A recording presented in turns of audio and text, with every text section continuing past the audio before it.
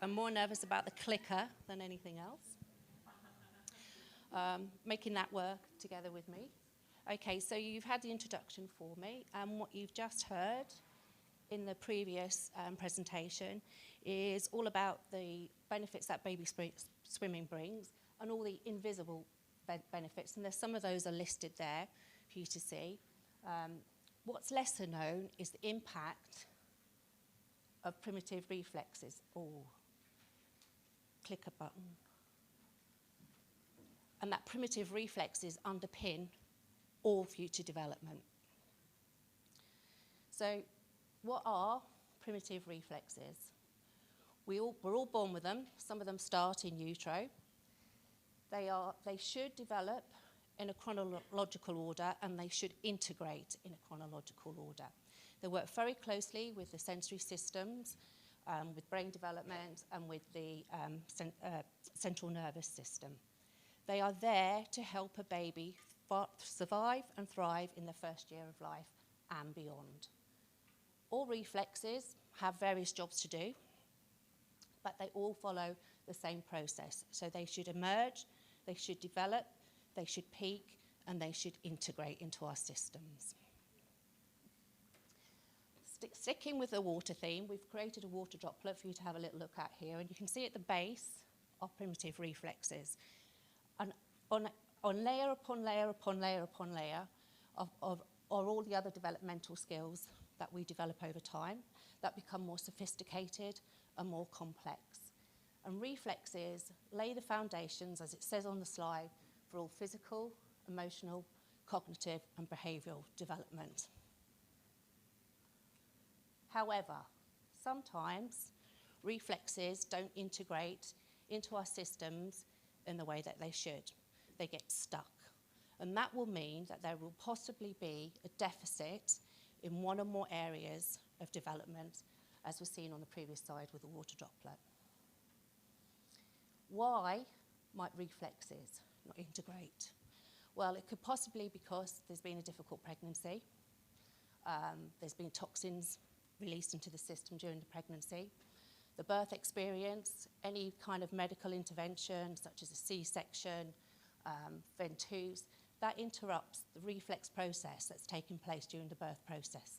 So those reflexes already haven't been able to complete the job that they were set out to do. Lack of movement opportunities is a huge one for us today, in the fact that it's now become known as container syndrome.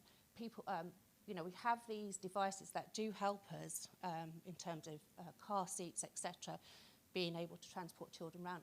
Unfortunately, sometimes they are left in these car seats for too long, so they cannot move around the world in an organic way in which we are designed to do.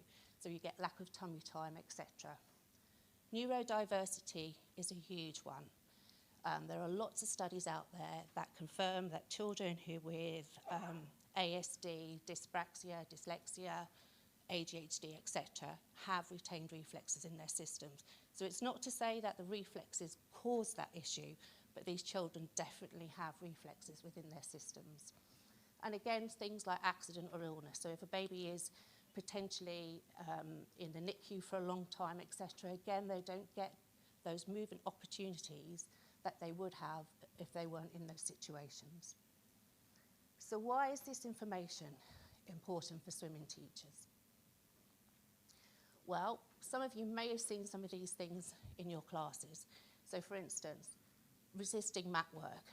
Children who don't want to go on the mat, they might not want to walk on the mat, they will not want to crawl across the mat because they've got a vestibular challenge in their system. Because remember, reflexes lay the foundations for all development. So if there is a sensory challenge, then they possibly, as a root cause, is a reflex. You've got children who may slap the water in front crawl, so they really come forward, they have no idea the amount of force they are using when their hand hits the entry into that water. And it doesn't matter how many times you explain it to them, because their proprioceptive system is not working as it should, they're not getting that feedback into their system. Their brain can't work out the force that they're using. Pulling up too high in breaststroke. I'm aware that there are a lot of swimming teachers in this room, so please don't judge my breaststroke demonstration. But these children, this is quite hard. When they pull down really high up and then they sink really low into the water because they haven't got the core strength to be able to maintain a really smaller, more sophisticated movement, essentially. So coordination is one of the big things in swimming, clearly. And coming to midline and being able to cross midline is also a huge, huge implication in terms of how we're going to be able to achieve in the water. And again, reflexes, one of their main jobs is to help us to coordinate our systems. So I am going to ask you to have a little play with your own coordination, if you're happy to do that. What I'd like you to do, and it's just a bit of fun, guys, so it's nothing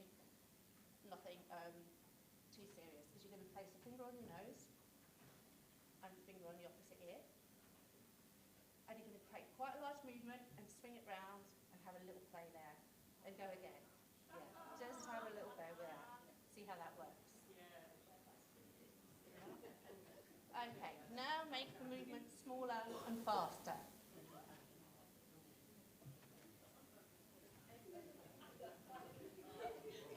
Now close your eyes and have a little go with your eyes closed. Do with your eyes closed.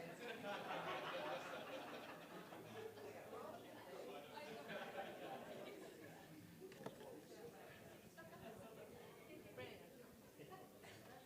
Well done. So thanks for having a little go at that. So if we transport that to the pool, you can see that for some of you, that was fairly straightforward and fairly easy.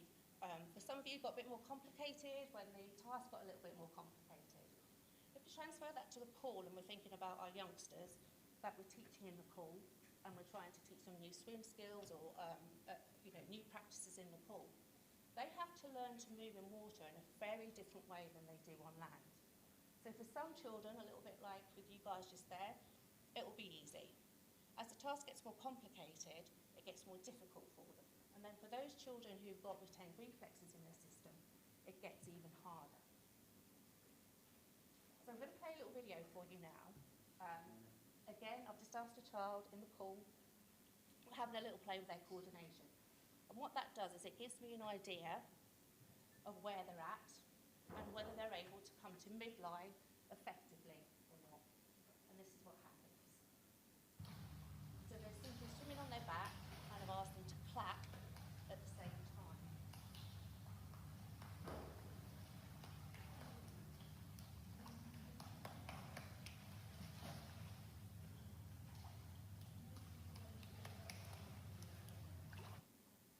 And as you can see, they still completed the task, but it wasn't actually as easy for them to do.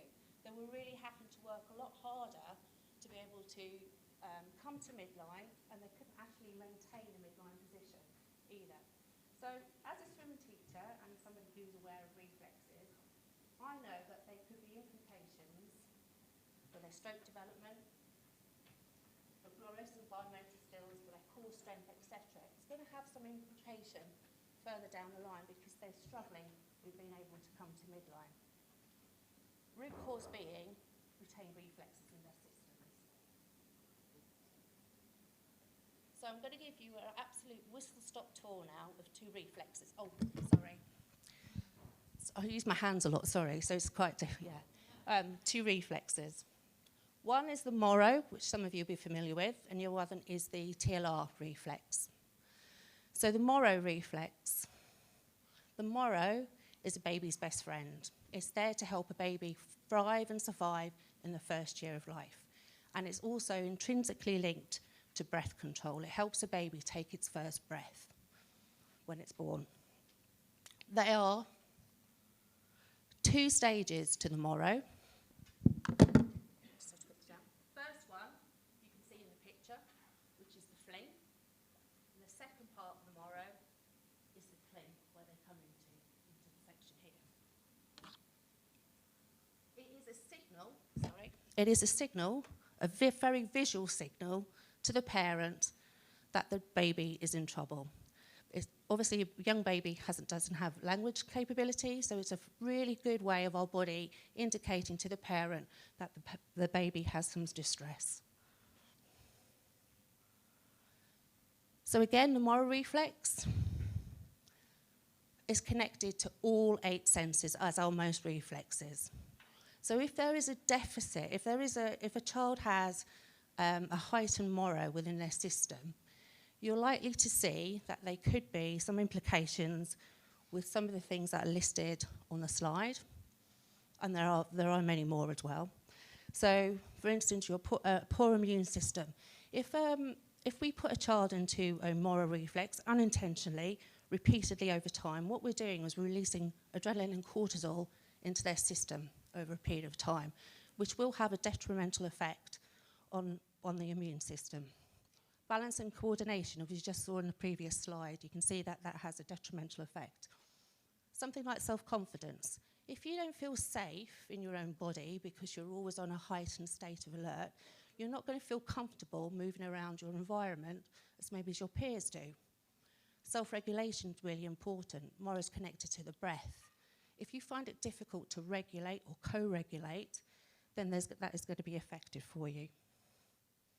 So some of the things that might trigger the moro in a swimming pool are things like it might be too bright, which is always difficult to be able to, for us to be able to change in a pool, but there's just some things for you to think about. There could be too many toys in the pool, for instance. It's a sensory overload. It's an outside stimulation. It's too much sensory overload. Auditory, loud noises, etc. It was touched upon in the previous presentation. So these are the children that probably wear ear defenders on land. Head position is another big one for our small babies. You will see, again, if they come out of spinal alignment, you will see the fling in its full glory because they're indicating that they're not comfortable with the position that they're in. And the other big one for the moro reflex in baby and preschool swimming is adult-led submersion practices. And I know there's a good presentation coming up in a minute about adult-led submersion practices. So there's the moro in all its glory with adult-led submersion practices. These babies are not happy in the water. They're indicating that they're in trouble.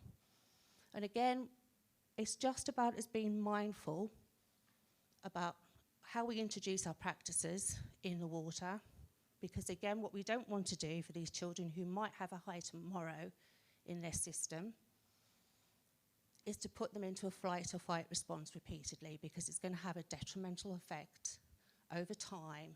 And it's not just with submersion practices. It might be these children who have a meltdown, which is very different to a temper tantrum, because they've had some sort of sensory overload into their systems.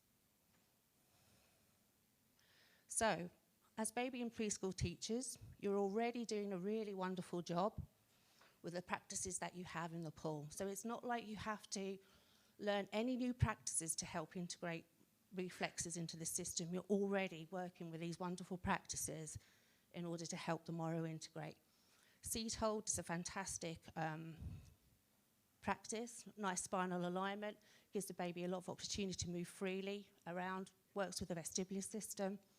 Whooshing, again, you're working with the vestibular system and the visual system. Very gentle practices. We've got bubbles on there. Again, you're hoping that you're going right back to the beginning where you're not doing adult-led submersions.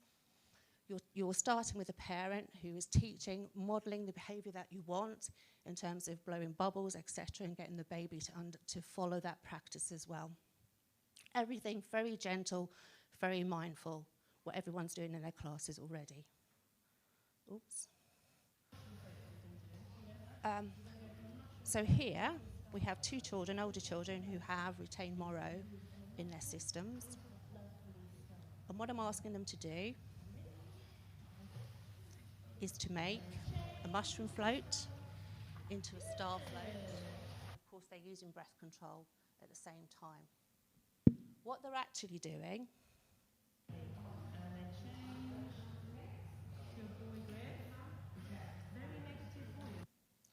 is they're opposing the original moro position, which is the fling and the cling.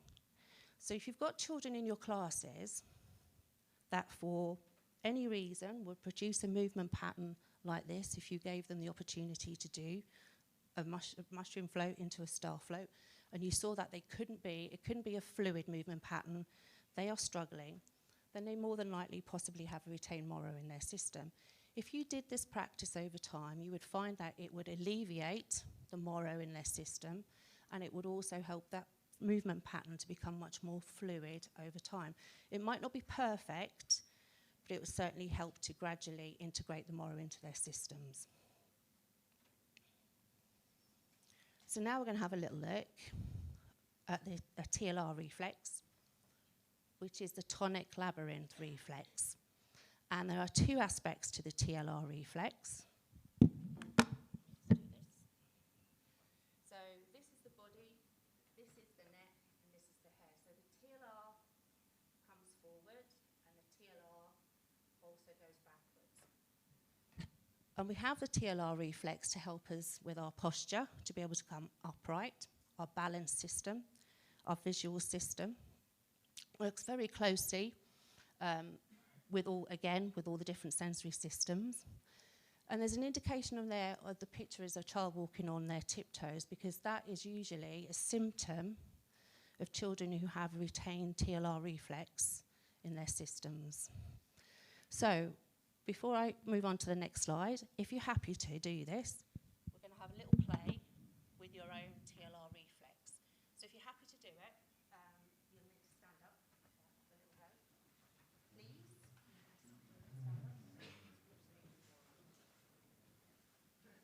Okay, and depending what type of shoes you've got on, you might want to take your shoes off. What I'm going to ask you to do is nothing invasive or anything like that. I'm going to ask you to stand up. You're going to come up on your tiptoes.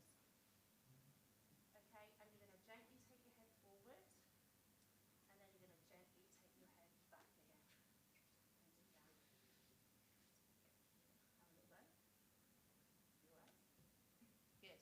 Now you're going to do it again, but you're going to be a little bit more mindful about how you do it. So you're going to be thinking about, do you perhaps clench your fists when you do it? Are you really leaning forward into that movement? Are you perhaps gripping your toes when you do it? Are you holding your breath when you do it? So just have another little go now, being a little bit more mindful about how you are producing that movement. Whether you're making any other compensations in your body to be able to do that movement. You all right? Brilliant. Now have a little go with your eyes closed. Close your eyes and have a little go with your eyes closed. See how that feels.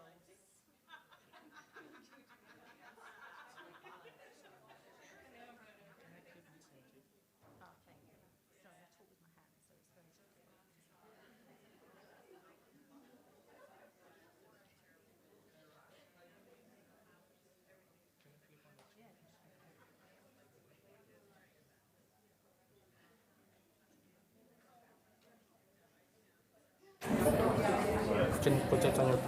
Yeah, of course, yeah. Yeah, good. So thanks, guys. You can, oh, that's loud. Loud. You can sit down now. Thank you. So again, there's various reactions in the room, depending on how well integrated your TLR reflex is in your system, how you coped with balance, doing that, how you coped with that. Did we pass? Pardon? Did we pass? All of you passed. All of you passed. The thing to remember is that, obviously, with retained reflexes, they are on a spectrum. So for some people, when they make a compensation in their body, it will be absolutely minimal. But for other people, it will have a much more detrimental effect on their everyday living. So with a TLR, for instance, things that might be compromised with TLR is poor balance. Children with dyspraxia. Obviously, you all just had a little play with your balance there. So you can imagine children who've got dyspraxia, if they've got a retained TLR in their system, how they attempt any of our swim skills in the pool, how difficult that might come for them because their balance is compromised, essentially. You know, you might have fear of heights, motion or travel sickness, poor sense of timing or rhythm, which is essential, again, for teaching swimming. So here is a little girl that is going to produce exactly the same practice that you've just done in here in the room, but she has obviously got feet firmly placed on the floor. I've asked her to do exactly the same thing for you, and this is what happens.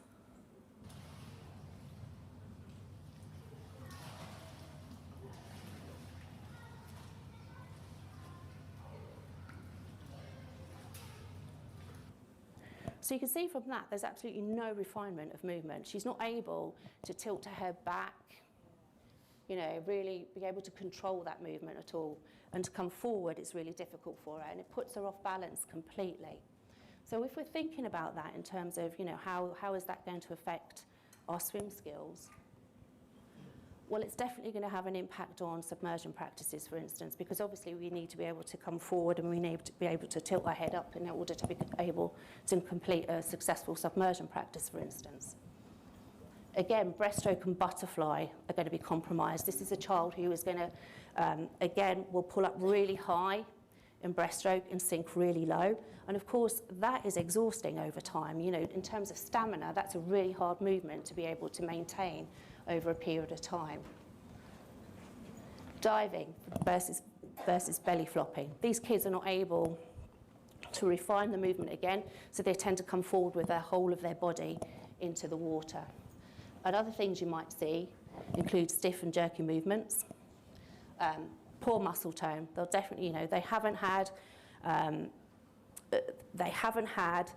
exposure to being able to develop their fine gross motor skills here.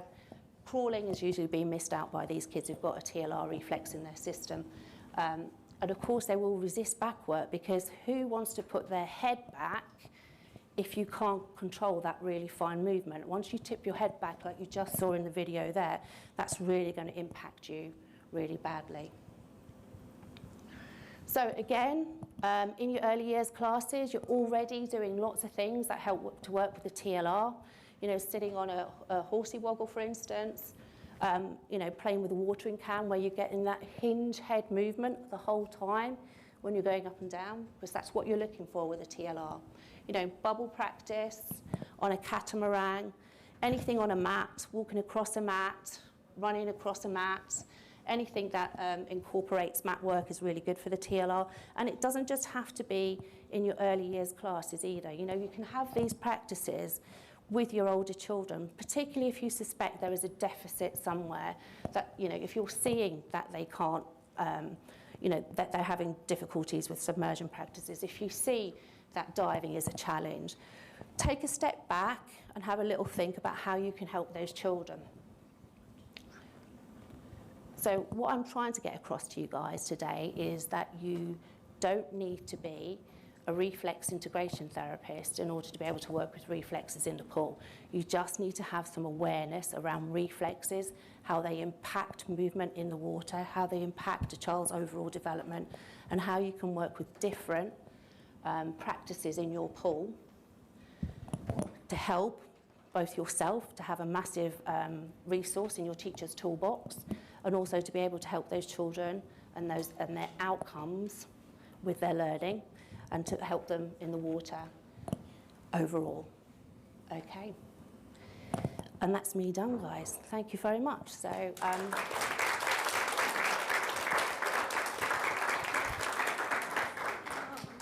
thank you.